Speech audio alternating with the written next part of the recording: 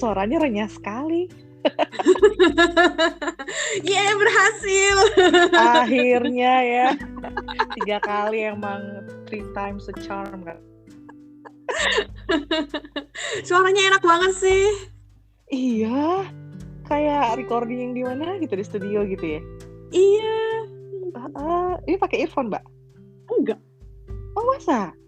Aku Iya. pikir di ruang kedap suara, kedap anak.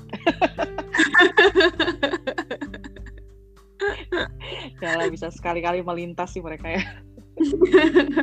Anakku masih di TK, jadi nanti aku mungkin sekitar 40 menit, 30-40 menit lagi aku harus sambil pergi sih. Ini ya, sampai sore ya TK-nya? Sampai jam 4 sore. Waduh, me time. Sudah lupa itu, sudah setahun lebih. Tidak ada seperti itu. Oke, Mbak Mia, aku buka dulu ya. Boleh, silakan. Hello random people, ketemu lagi dengan Rijo Tobing di podcast Randomness Inside My Head. Untuk kali ini segmen House Life in Your City, kita akan mampir ke Hanover. Ada yang tahu Hanover di mana?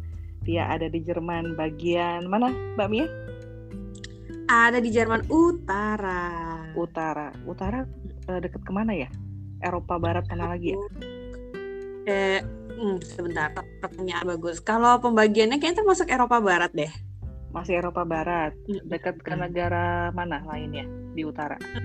Kita perbatasannya banyak banget. Kalau di sebelah utara ada Denmark, di sebelah timur itu ada Polandia, di selatan ada Austria dan Swiss, di sebelah barat ada Perancis, Belanda dan Perancis dan Belanda deh. Oh, sama Luxembourg.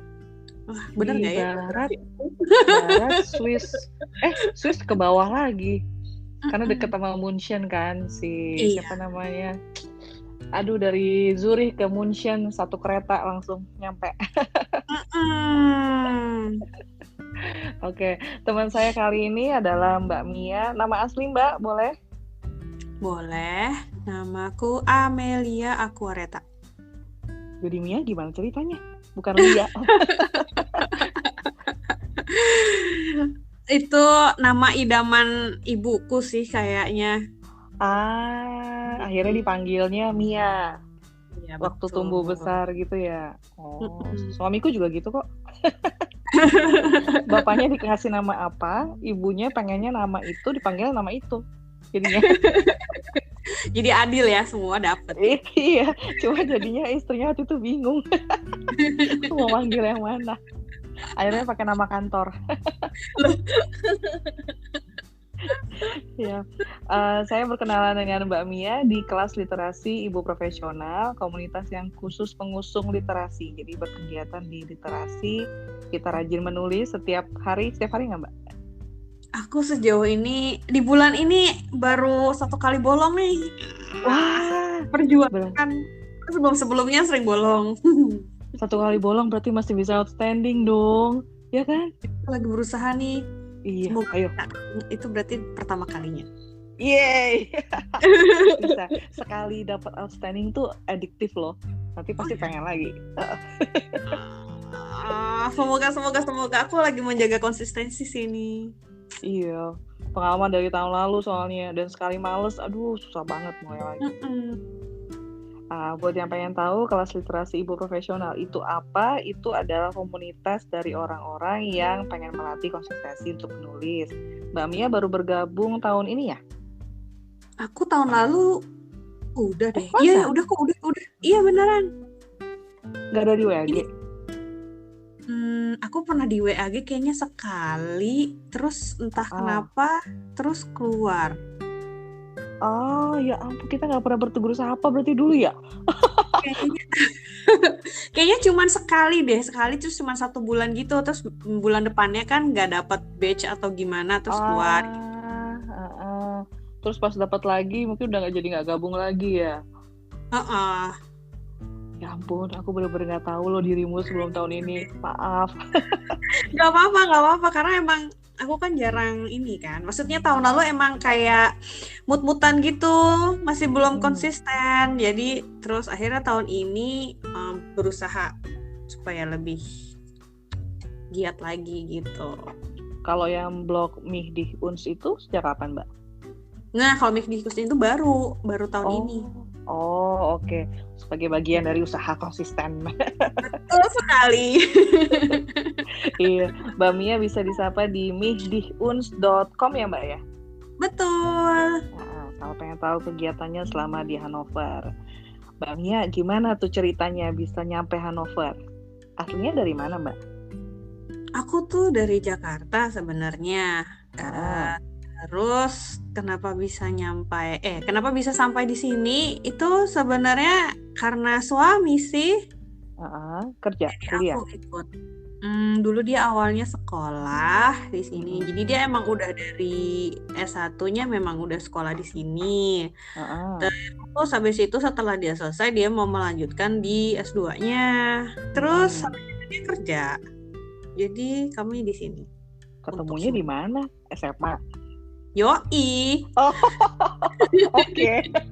Aku langsung mikir ketemu di mana. Jadi diboyong sekaligus. Iya, gitu ceritanya. Sejak tahun berapa, Mbak, di Hanover? Aku 2013. 2013, udah umur 8 tahun ya. Apa udah 8 tahun? Tunggu, udah kayaknya. Apa 7 ya? Enggak dong, 7 harusnya udah lewat ya, 8 tahun. 8 tahun. Kalau Mbak Mia sendiri kegiatannya apa sekarang? Aktivitas sehari-hari? Aku sehari-hari sebenarnya lebih ke di rumah, dan juga aku sekarang sebenarnya kerja juga sih, Kak. Kantoran juga? Aku tapi kerjanya paruh waktu karena kan ada anak, jadi nggak mungkin yang kerja full gitu. Kalau TK-nya emang dari mulai jam berapa? TK itu dia, jadi di sini kalau TK itu sebenarnya ada 2 jenis. Setahu aku ya ada 2 jenis. Yang pertama itu yang kayak model kayak anakku, dia full, jadi dari jam 8 sampai dengan jam 4 sore. Oke, kayak kantor. Iya, jadi emang itu mungkin sebenarnya diperuntukkan untuk yang orang tuanya dua-duanya kerja gitu loh, Kak. Iya. Jadi beres anak, beres orang tua, jemput gitu ya, terus baru pulang sama-sama. Betul sekali. Nah, kalau yang satunya itu yang dia cuma setengah hari, jadi sampai sekitar jam 1 atau jam 2 gitu kalau nggak salah, siang. Oh, tapi mulainya sama jam 8. Intinya sama-sama jam 8. Cuman tapi nggak selalu, maksudnya nggak strict ya. Jadi harus jam 8 sampai jam 4 sore. Jadi kalau TK tuh di sini merdeka banget. Jadi kayak tapi tergantung TK-nya sih. Jadi ada yang dia sebelum jam 9 paling telat jam 9 harus udah masuk kayak gitu. Atau ada juga yang setengah 10, ada juga yang ya udah nggak apa-apa terserah tapi ngabarin. Terus nanti dijemputnya pun juga gitu. Ada yang bebas mau dijemput jam berapa aja, ada juga yang kalau bisa setelah makan siang gitu. Jadi anaknya udah beres makan siang baru bisa dijemput kayak gitu. Jadi tergantung TK-nya masing-masing, tapi lebih apa ya? Lebih longgar lah gitu. Jadi nggak harus dari jam 8 sampai jam 4 sore. Itu gitu. Masuk pendidikan dasar nggak sih di sana? Pendidikan wajib kayak di Indonesia juga enggak sih sebenarnya. Cuman orang-orang udah ngebet aja anaknya masuk TK semua. Iya, enggak sih. Jadi kalau di sini sebenarnya lebih kayak dia tuh cuman kerjaannya ya, kalau aku lihat dia masuk, datang, terus dia sarapan kan bareng-bareng sama teman-temannya. Kalau udah sarapan berarti dia boleh langsung main. Terus ya udah, kegiatannya adalah bermain, terus kadang ada proyek gitu dari ke guru-gurunya. Nanti habis itu dia boleh main keluar, jadi ada tamannya gitu kan di TK. Terus nanti makan siang, habis makan siang dia main lagi atau proyek. Terus habis itu ada waktu buat makan snack, terus habis itu main lagi, terus dijemput. Gak ada calistung, gak ada ngenalin ABC. Enggak ada.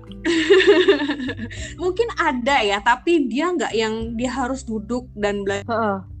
Jadi lewat project project bermain sih, tapi kadang kan dia suka bawa projectnya itu pulang ya. Aku nggak pernah lihat yang ada huruf, ada angka-angka gitu, nggak ada. Tapi mereka mungkin kayak mewarnai huruf-huruf, mewarnai angka-angka gitu, kayak gitu sih.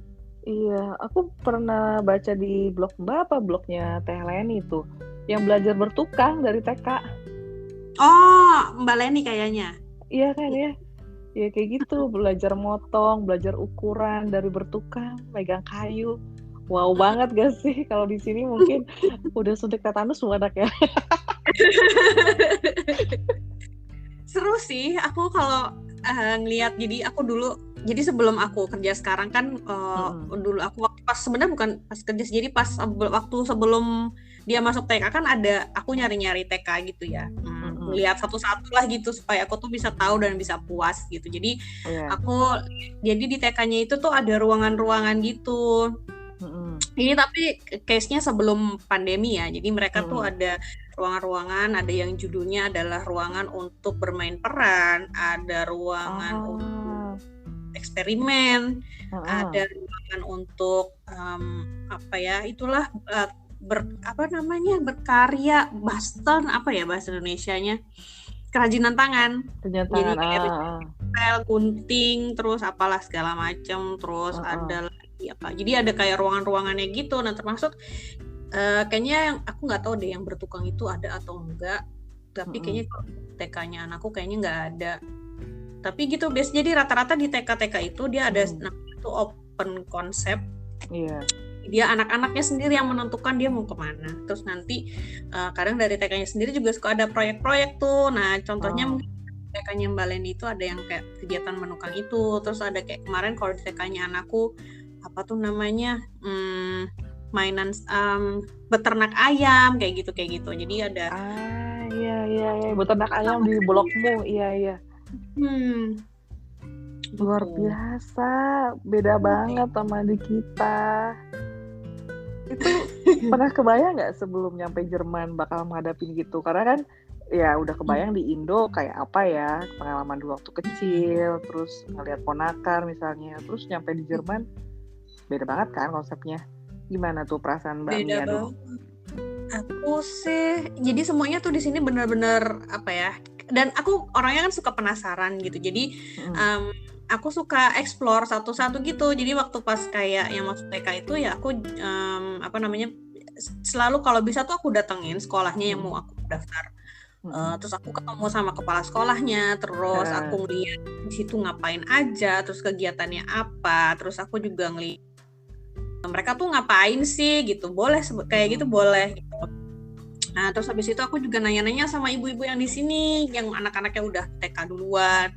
Terus ya dari situ aku belajar sih, jadi nggak terlalu kaget pada saat menjalaninya. Dan mungkin juga karena nggak terlalu banyak yang perlu dipelajari juga ya, karena dia kerjaannya sebenarnya cuma main sama makan di TK itu. Rata-rata begitu ya.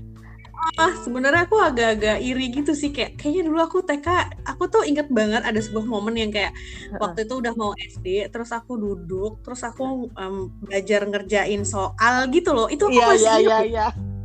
Aku masih inget dia kayak santai-santai gitu. Terus ya meskipun beberapa waktu yang lalu karena dia tahun ini sekolah kan masuk SD, ada pemeriksaannya, tapi itu just pemeriksaan bukan untuk tes bahwa layak masuk gitu kan, bukan gitu, cuma ngecek doang kan.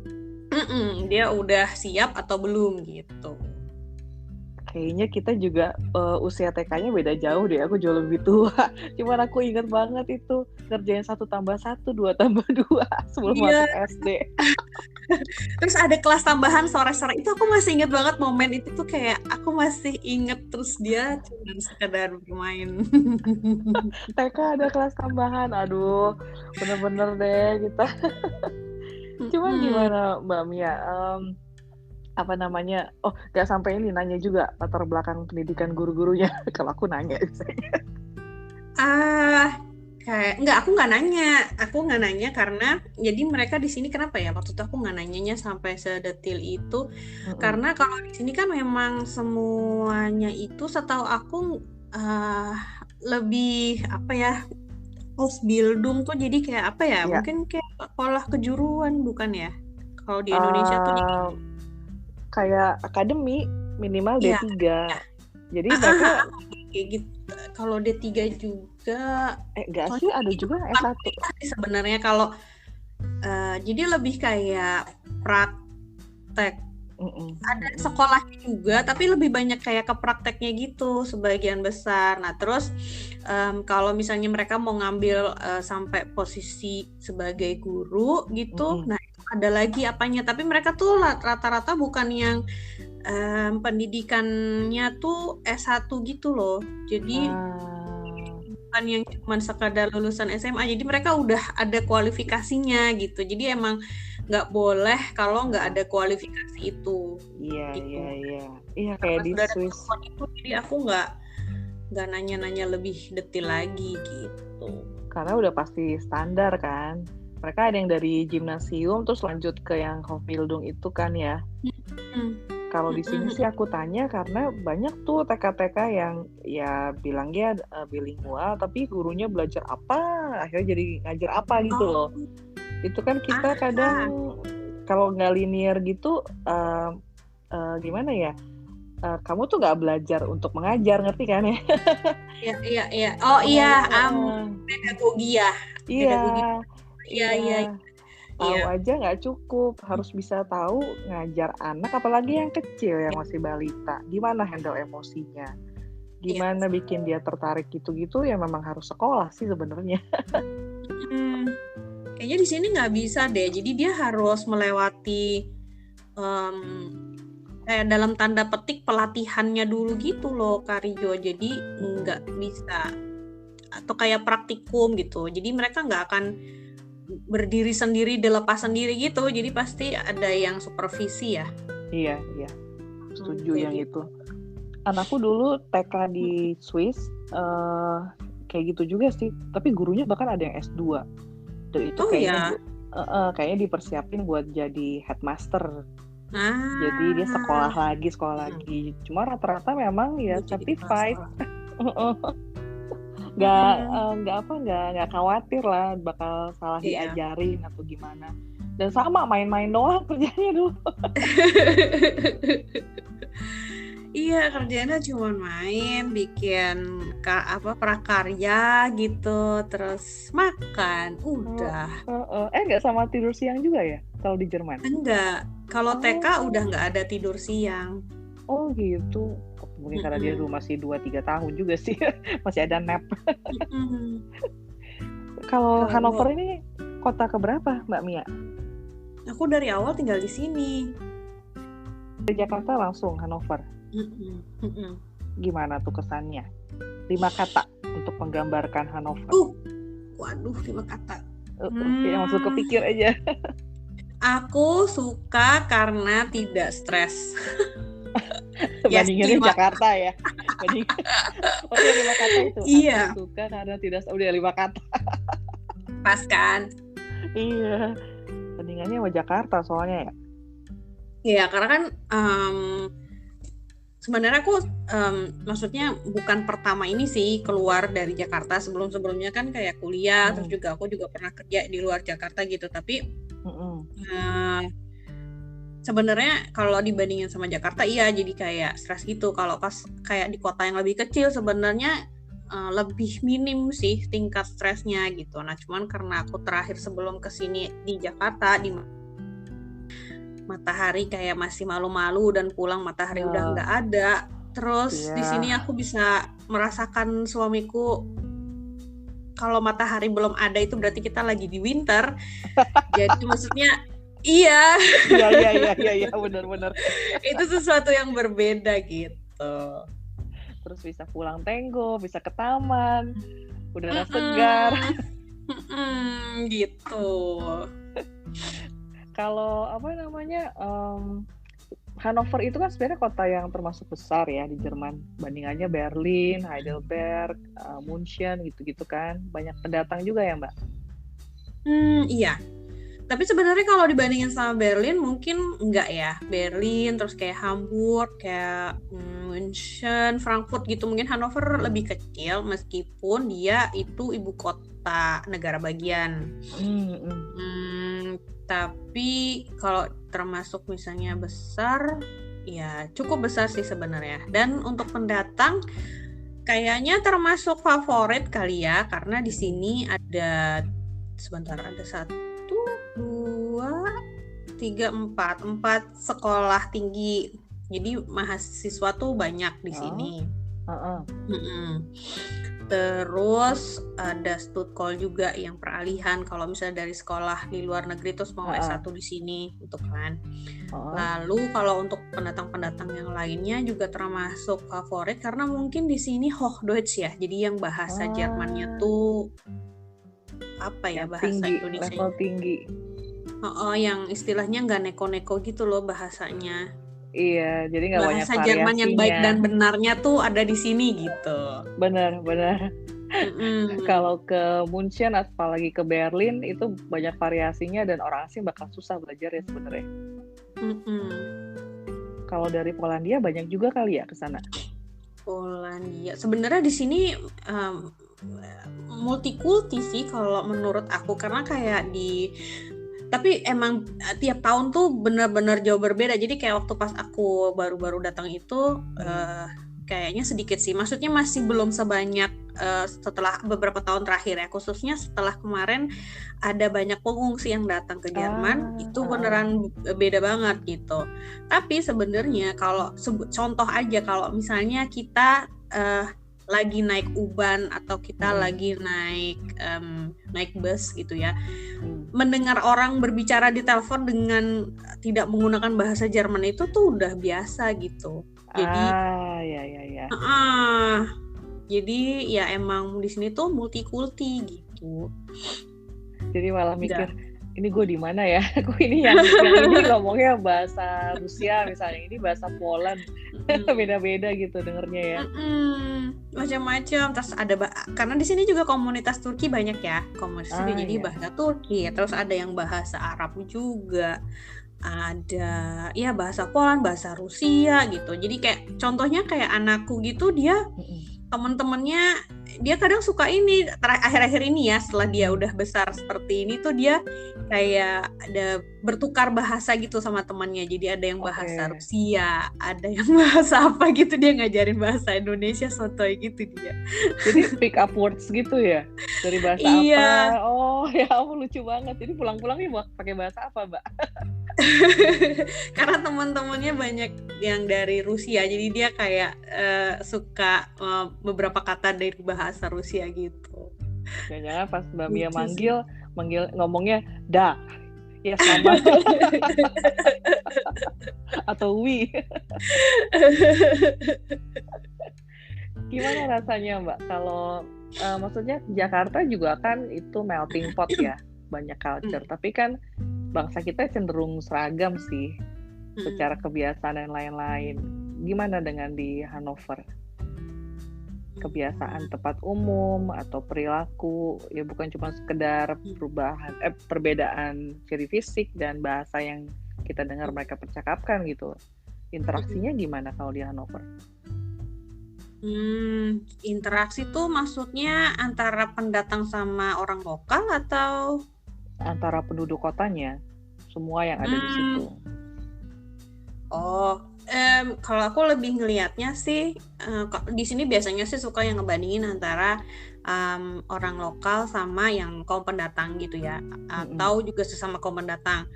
Sejauh ini sih kalau pengalaman aku pribadi baik-baik aja sih gitu.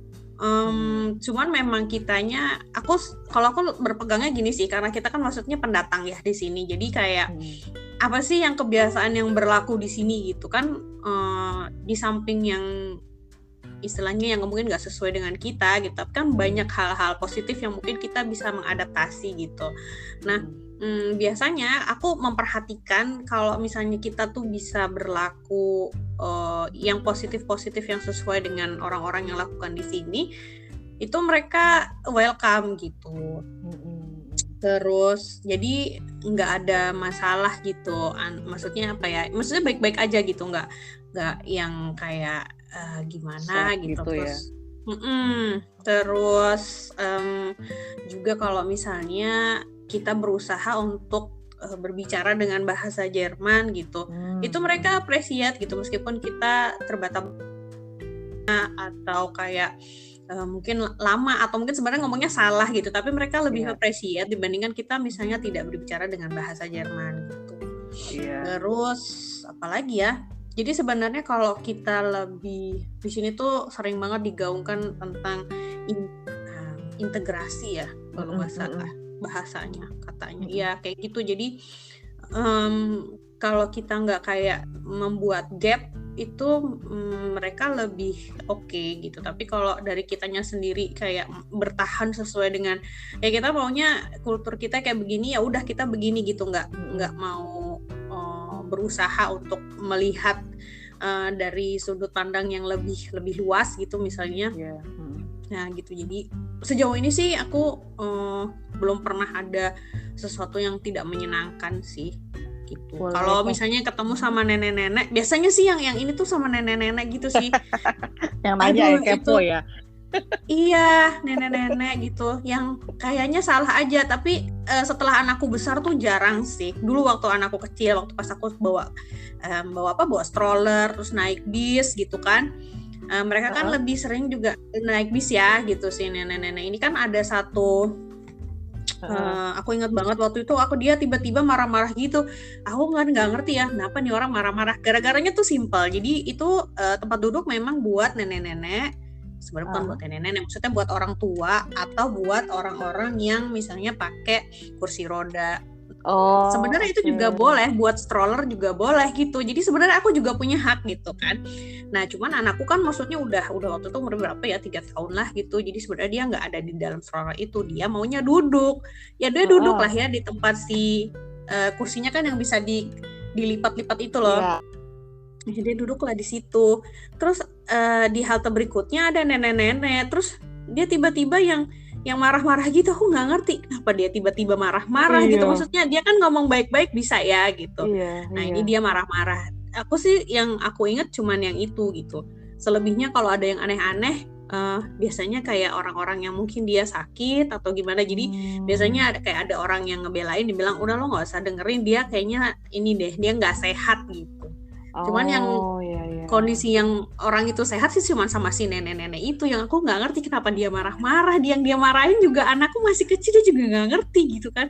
Terus aku bingung kalau aku marah-marah balik kayaknya aku yang nggak beres gitu kan. Jadi ya udah, terus aku kayaknya ya udahlah ngalah aja. Terus aku bilang anakku untuk yaudah jangan duduk di situ gitu. Untungnya nggak lama kita turun gitu kan. Jadi jadi clear gitu.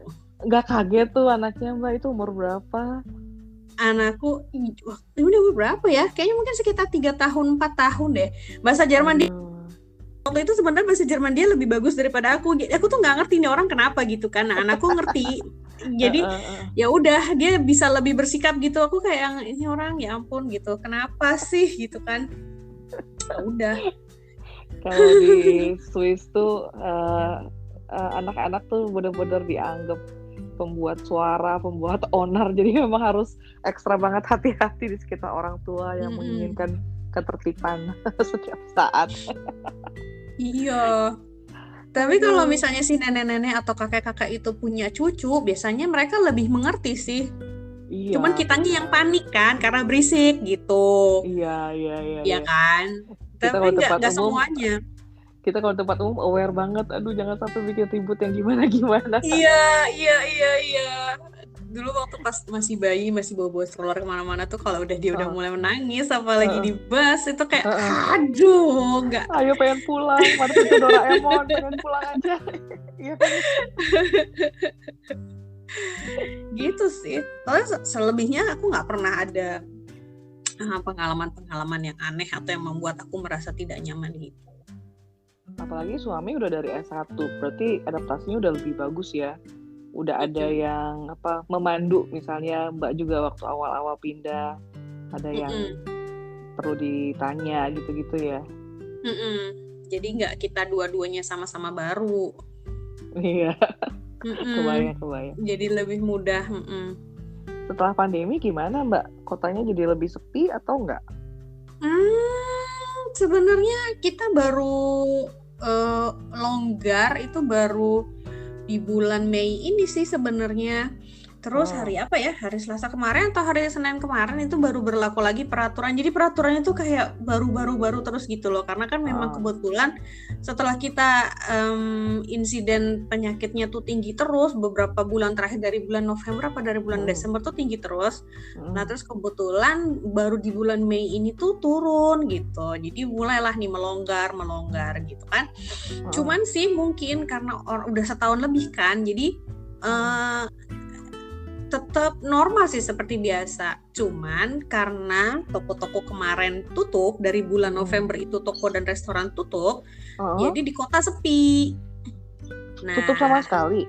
Tutup sama sekali. Jadi yang boleh buka itu hanya supermarket dan kayak toko drogeri gitu loh, apotik, drogeri gitulah, yang untuk hajat hidup lah gitu, itu boleh buka. Tapi kalau misalnya kayak toko kelontong yang cuman jual apa ya, kayak alat-alat rumah tangga lah gitu, kayak IKEA, terus kayak yang kayak gitu-gitu itu tutup, nggak boleh. Bahkan toko bunga itu baru buka bulan apa ya?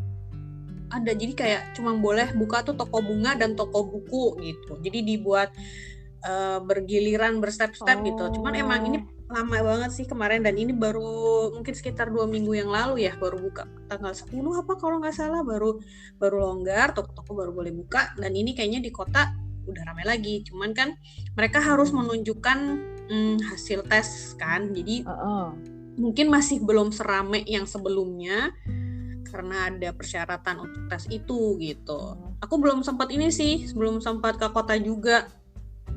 Karena aku agak males karena harus tes pakai antigen itu dulu.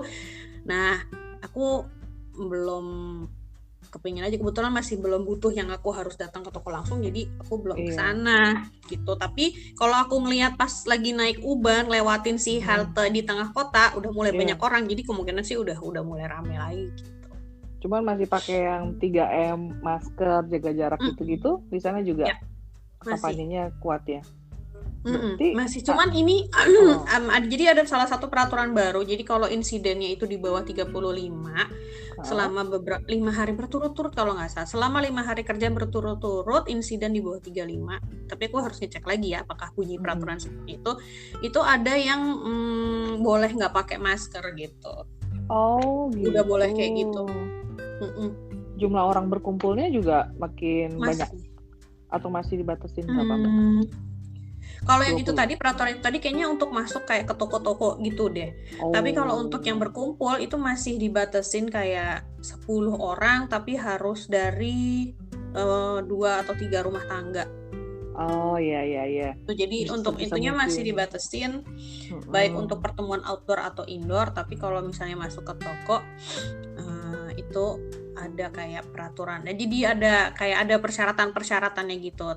Dan alhamdulillahnya, maksudnya di sini dari pihak toko-tokonya sendiri gitu ataupun restoran-restorannya juga mematuhi sih. Jadi sejalan lah gitu. Jadi antara pemerintah yang mengeluarkan peraturan dan juga si orang-orang yang punya toko dan lain-lain ini tuh maksudnya juga support gitu. Iya. Tadi Mbak bilang IKEA tutup. Mbak tahu nggak IKEA di Alam Sutra itu sampai didatengin Satgas Covid disuruh tutup. Pernah dengar kabarnya? Iya.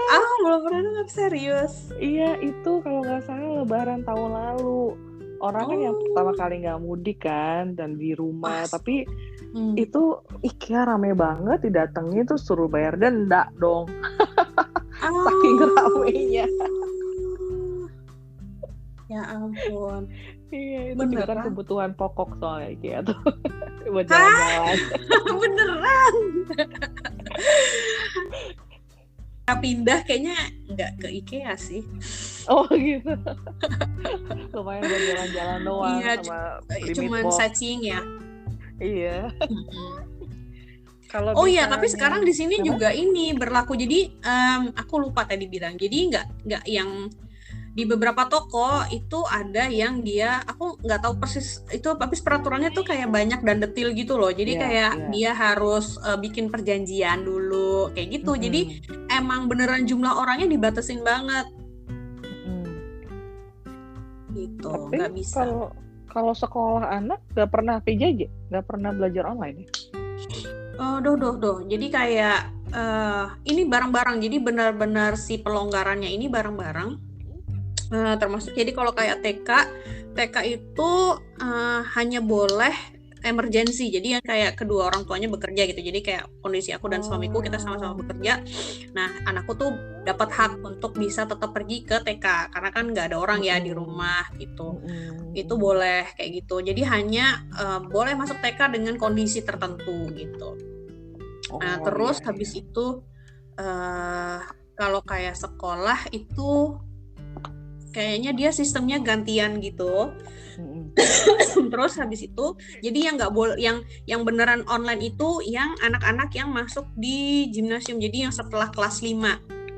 Kalau di sini kan SD-nya sampai kelas 4 ya. Gitu kelas 5 tuh udah masuk tingkat menengah lah gitu. Nah, itu yang benar-benar nggak boleh masuk sama sekali, itu online dari bulan November kalau nggak salah. November 2020. Mereka juga dibiarin online masih bisa ya ditinggalin lah kalau anak yang kecil-kecil ini.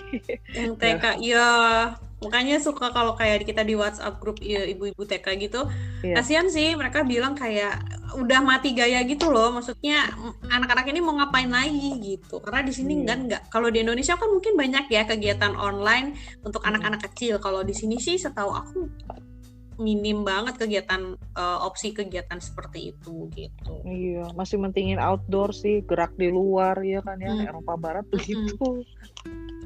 Ya masih banyak taman gitu-gitu ya. Mbak Mia ngerasain nggak? Kenapa? Ngerasain nggak selama pandemi terus di rumah, apa sih yang bisa bikin tetap bersemangat gitu, atau nemu hobi baru, aktivitas baru, ada nggak? Ada banget. Jadi waktu yang pandemi 2020 kemarin itu emang aku tuh sebenarnya kerjanya tuh baru banget. Nah, jadi waktu pas pandemi itu aku memang kondisinya memang di rumah, jadi full time di rumah. Dan nggak tahu ya, aku waktu itu malah happy loh. Tahu aku aneh banget emang. Iya, happy. Maksudnya apalagi pas misalnya suamiku home office di rumah gitu kan. Jadi beneran kayak wah, kita ngerasain di rumah beneran yang kayak 24 jam lu lagi gitu. Iya kan. Terus emang sih nggak bisa keluar. Emang waktu itu juga sempat kayak ngerasa aduh ini bosan banget nggak bisa ketemu orang gitu kan. Terus kalaupun ketemu orang juga kayak jauh-jauhan gitu. Terus waktu itu juga sempet yang tempat bermain anak itu juga ditutup kayak gitu-gitu kan pas awal-awal. Cuman karena aku juga mungkin senang dengan membuat permainan anak. Nah, jadinya aku bikin sendiri di rumah. Terus kayak ngerjain project gitu sama anakku. Bikin mainan kayak gitu sih. Terus kalau untuk gitu bikin mainan aja. Dari bahan apa nggak? Cerita dong.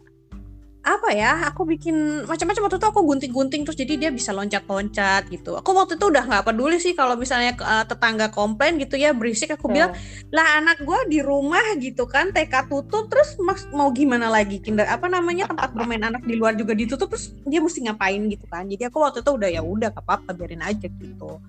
Terus jadi aku gunting-gunting terus jadi dia bisa lompat-lompat, terus kayak main apa lagi ya, terus kita bikin kayak tempel-tempelan gitu, ada angka-angkanya, jadi dia bisa kayak lempar-lempar bola gitu, terus nanti dapat 10, poin 10, poin 20 kayak gitu-gitu. Kayak bowling apa ya, lempar ya? Bowling juga kita bikin dari kayak botol-botol gitu, bikin kayak gitu-gituan aja sih. Wow, terus akhirnya juga bisa ngajarin dia naik sepeda kayak gitu. Wah, menikmati banget berarti di rumah ya Mbak ya?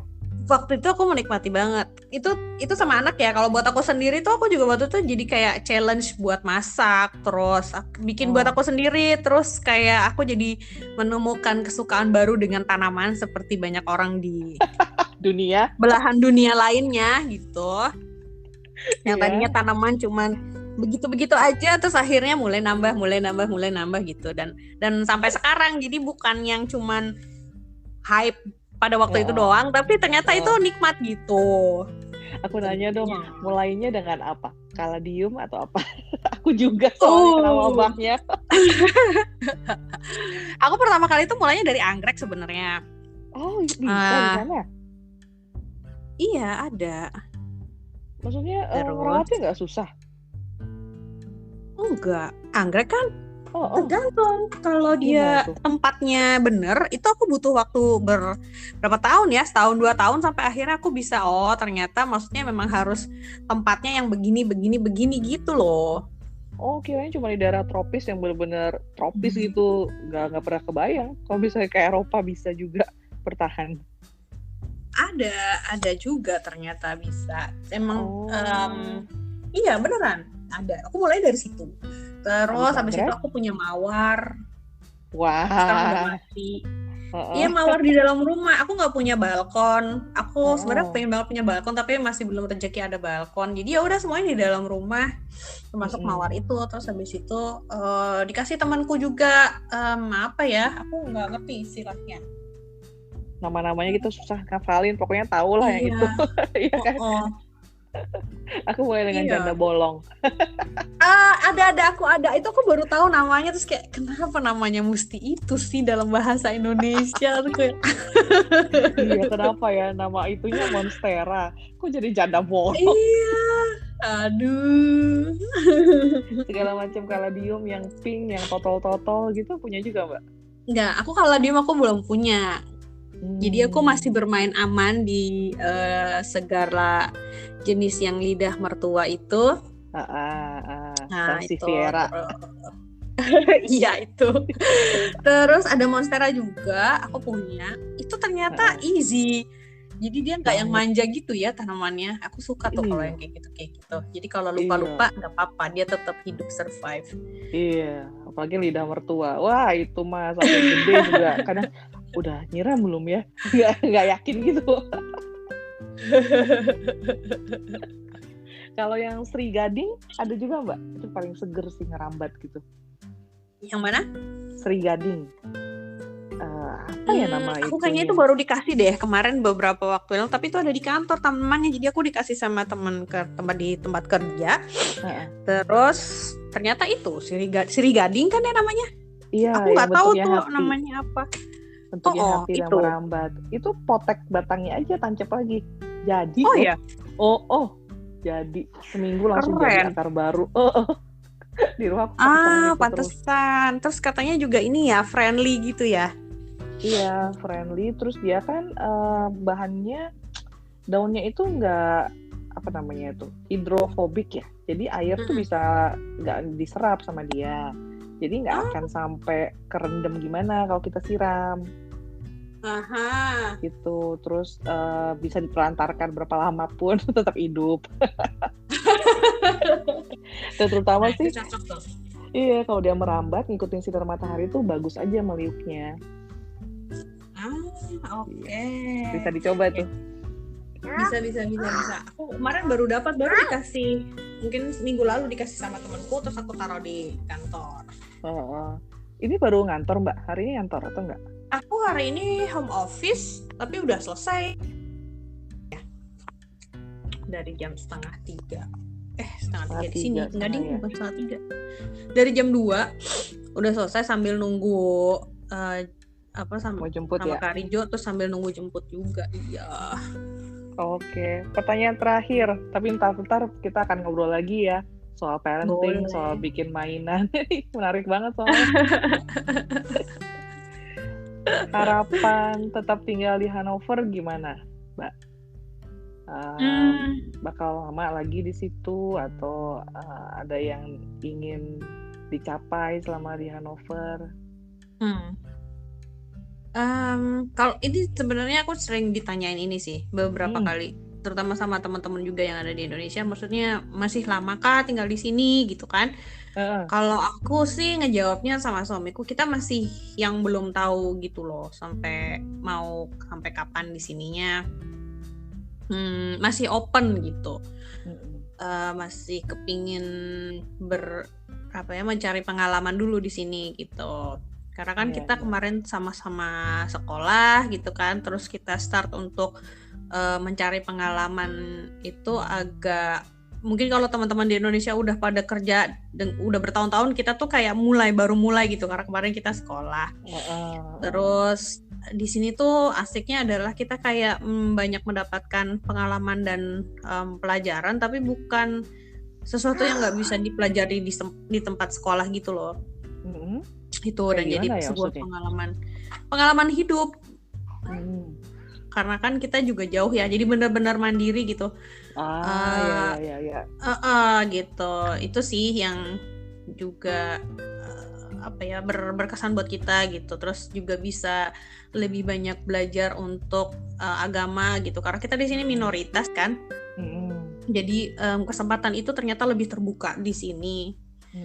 Nah, kalau untuk harapannya di sini ya palingan sih kepinginnya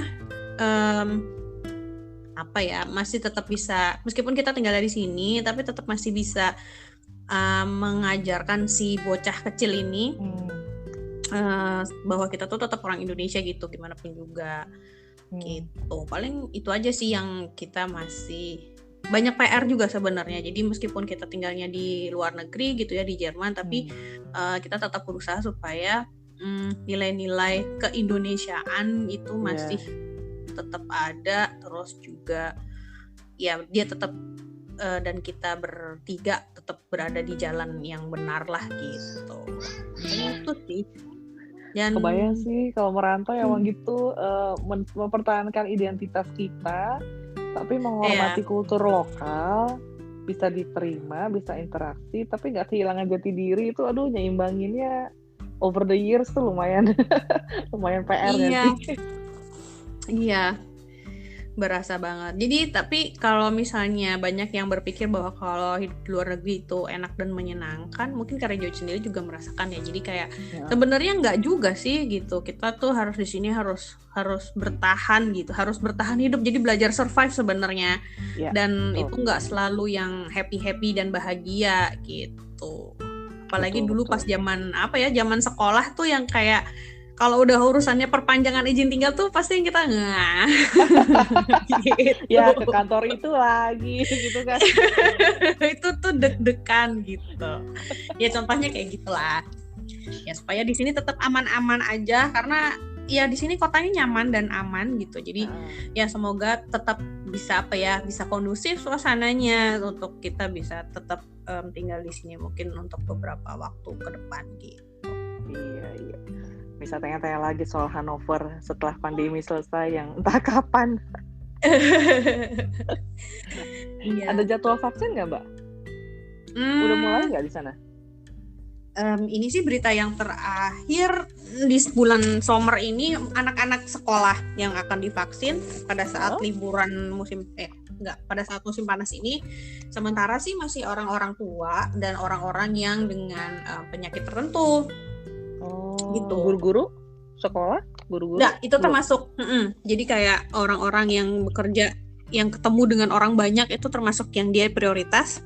Oke. Nah, jadi yang kayak gitu. Kalau yang masyarakat umum masih belum, tapi segera. Ya, setidaknya ada tindakan ya, ada ikhtiar untuk segera mengakhiri pandemi ini. Amin. Nggak mengalami pandemi fatigue kan? Apa itu? Kelelahan karena pandemi. Ya biasa. Karena dikurung lama, terus karena hidup begitu berubah, sekarang ketemu teman aja nggak bisa. Kalau waktu awal-awal mungkin iya ya, yang beneran kayak pengen ketemu orang tapi nggak bisa karena kita takut gitu. Tapi kalau setelah fase itu lewat, itu udah lama banget, itu waktu pas awal-awal pandemi mungkin ya. Tapi setelahnya enggak sih, karena kita tetap masih bisa jalan kemana-mana gitu. Terus juga kemarin sempat ada fase pelonggaran yang pertama gitu, sebelum yang kemarin kita akhirnya lockdown lagi kayak gitu. Jadi kalau ini enggak sih, maksudnya ya the new normal itu beneran the new normal yang so far is okay gitu. Nggak bisa lagi lah balik ke old normal. Udah harus move on. Iya betul. Oke, Mbak Mia, Ini anaknya udah nunggu kayaknya, sorry banget ya. Gak terasa asik ngobrolnya. Iya, seru banget nih ternyata. Iya, nanti undang aku ya. GR deh. Kita ngobrolin apa ya? Banyak yang bisa ngobrolin sama mama. Pasti banyak deh. Ngalor ngidul. Sampai ngetan, sampai ngulon juga. Aku tutup ya Mbak Mia ya. Oke. Ya.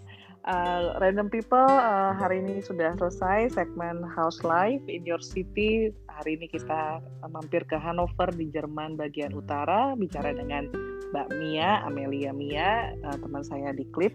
Cerita-cerita tentang gimana hidup di sana, gimana hidup sebelum pandemi dan pas pandemi. Kita belum bisa bilang pasca pandemi soalnya. Semoga menginspirasi, semoga ada informasi yang bermanfaat. Kalau ada info atau saran bisa email ke randomness.insight.myhead@gmail.com. Terima kasih untuk malam ini ya Mbak Mia. Sampai ketemu kesempatan lain. Oke, bye-bye. Auf Wiedersehen. Auf Wiedersehen. Tschüss. Bye. Tschüss.